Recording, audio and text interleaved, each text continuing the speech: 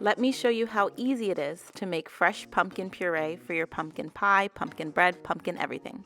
You'll start first with some pumpkins that are on the smaller side and intended for baking. I got them from a local pumpkin farm. This is a sugar pumpkin, but you can also get these from your local grocery store when it's in season. This one here is actually called a winter luxury pumpkin apparently. It's a little rounder and a tiny bit sweeter. Both are good for baking. After you've rinsed the outside of the pumpkin well, you want to go ahead and cut off the top. Sometimes it's a little bit tough to do, but usually not too bad. I forgot to mention, when you're picking your pumpkin, always pay attention to the stem. This one here was very firm and it was on intact, and that was good. It's typically one of the things that tell you the pumpkin should be healthy. So next, flip the pumpkin over and then go ahead and cut it open inside. You'll want to use a spoon to go ahead and scoop out the insides. Basically, you want to remove all the seeds and the stringy fibers. If you plan to roast the seeds later, then go ahead and set them aside so that you can wash them out later. You see here the inside is fairly clean. So when I'm done, I lay parchment paper on a pan and go ahead and brush some vegetable oil on the insides of the pumpkin, just to help it roast better.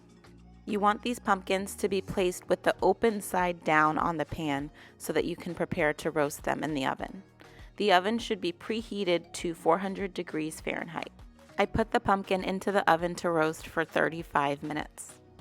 Just for comparison, I'm going to show you the insides of this sugar or pie pumpkin. You can see here the inside cavity is a little bit smaller compared to that winter luxury pumpkin. It's just that the shape is a little different. The color is also not as vibrant orange. Both are very good for baking. These smaller pumpkins will basically have a texture that's sweeter, firmer, and a flesh that's much smoother compared to those large pumpkins that people carve.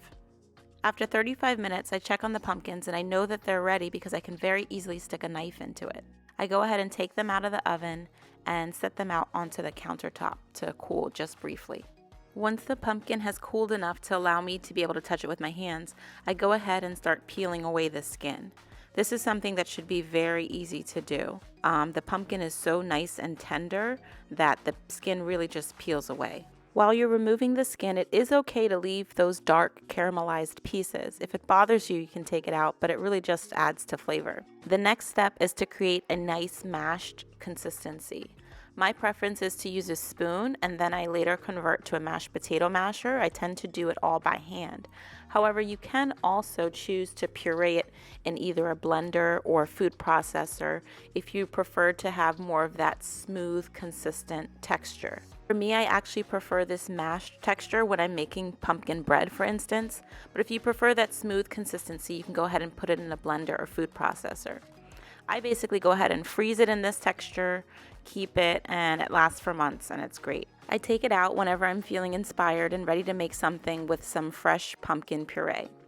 I'm excited for you to try this recipe. I'm going to be sharing some of my favorite pumpkin recipes over the next few weeks. You can definitely use canned pumpkin with them if that's your preference, but I just wanted you to know that you also could use fresh pumpkin, and it's something that's very easy to do.